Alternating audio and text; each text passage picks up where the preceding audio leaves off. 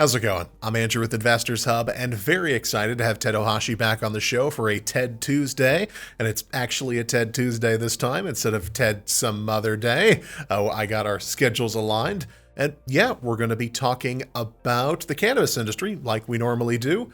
We're going to be chatting about what happened with Amazon last week and their announcements with regards to cannabis. We also got some good news about the Safe Banking Act, or at least potentially good news. And we're going to be talking about some companies in Ted Ohashi's model portfolio, including Khiron and Jushi and Lexaria. And yeah, if you like the video, please be sure to like, comment, and subscribe. You can follow us on Twitter at ihub_vision. And after a quick disclaimer, we'll hear from Ted. Please note that our videos are not designed to be direct investing advice. Our channel and our content should just be one stop on the journey of trying to find out where to put your money. So Ted, we learned, I believe, last week that Amazon came out in support of the MORE Act and of CAOA. I read a CNBC article on that. There's actually a lot of bills that are floating around. You got the MORE Act, SAFE Act, and CAOA, and I believe those are the main ones. And yeah, so it's good to see a titan like that come out in support of cannabis. I'm not so sure that their reasons for supporting cannabis are so buttery and wholesome, but I'm not going to hop on the pulpit and start yelling about Amazon. I'm just glad that they're supporting cannabis. And so, yeah, do you think that this is going to be like a big push in order to get these bills legalized? Is cannabis going to see some benefit from Amazon's support? Well, I don't know if it's because of Amazon, but Amazon is certainly getting itself on side. I mean, the polls all show that Americans are around 70%, 65, 70% in favor of legal marijuana. And, Amazon deals a lot with the American people. And so it's in their interest to see it go through. And now I guess they've taken the position that it's in their interest to be seen as wanting it to go through.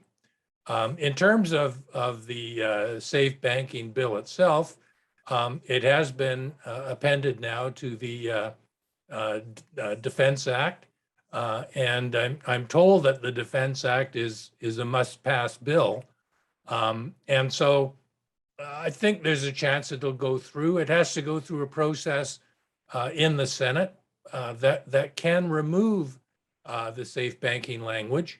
And it's probably a toss-up as to whether they will or won't.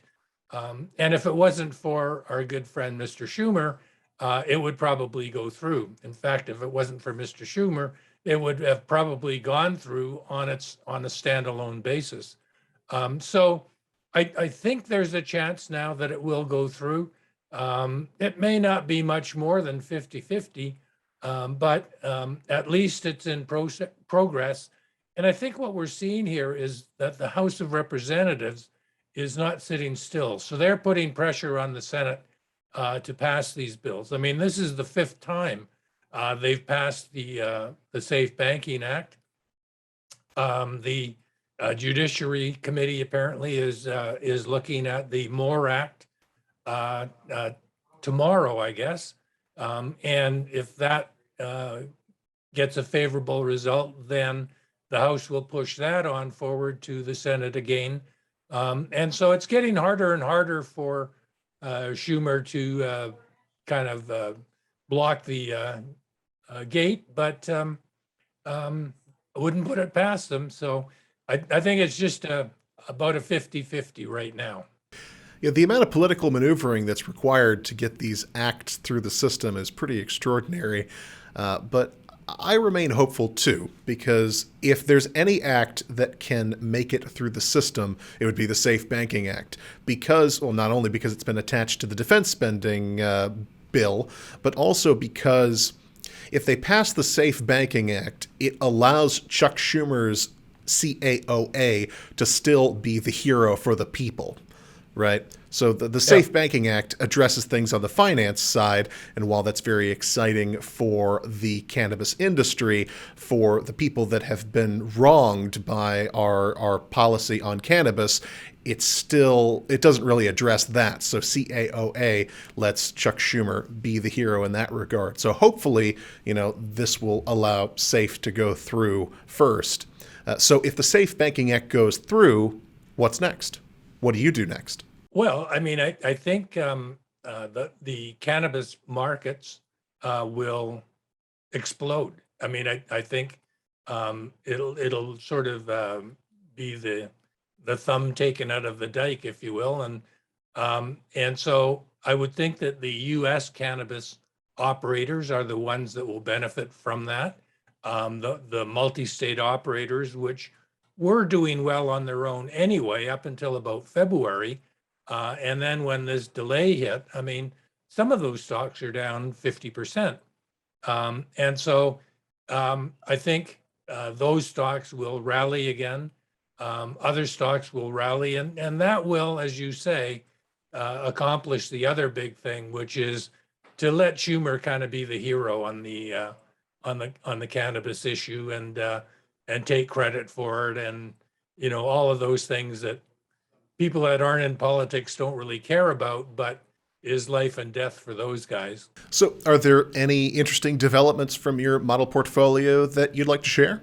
Oh yeah, sure. There's always things going on.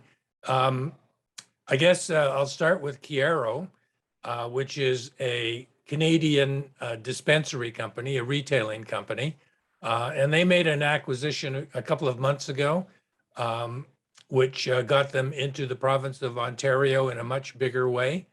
And they announced this week that they've received all the approvals they need to close that acquisition, and that has been done.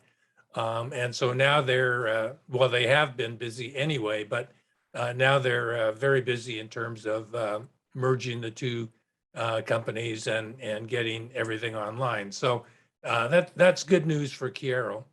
Khiron has indicated they're the company that operates out of Colombia, that they're going to be opening their first clinic in the United Kingdom in the next, say, month or 6 weeks. And so that's good news for them. They'll also be opening a couple of new clinics in Colombia, which is also good. And before the year is out, I think that you'll find that they're in one or both of Mexico and Brazil. So that's very good for them. Lexaria is another company that I always mention. They have some exciting things going on in the antiviral area. Antiviral drugs are used to treat people that have COVID. So it's not a vaccine, which tries to prevent COVID. It's a treatment for people that have it. And their technology fits in like hand in glove with those antivirals. And so they're hoping that a couple of the companies that are working hard on a oral delivery of antivirals right now, it's done intravenously, which means you have to take a needle. In fact, you have to take 2 or 3 of them. And so, again, if they can get in there with somebody that is working on delivering an oral vaccine, not a vaccine, an antiviral, then they should do very well. Also, the companies that I follow, like Juicy, which is a multi-state operator in the U.S., I would think is kind of sitting there just waiting to take off again if the Safe Banking Act goes through. So, whenever you have a handful of companies, you always have interesting things going on, and that's certainly the case with the cannabis report model portfolio. Any final thoughts? No, that's all. Just the usual disclaimer that I don't own any of the stocks that I've spoken about here today, and don't plan to acquire any shares in the next 72 hours. Hey, thanks for watching, and be sure to like, comment, and subscribe if you hadn't already. Best way to help us grow. And yeah, I'll see you again soon.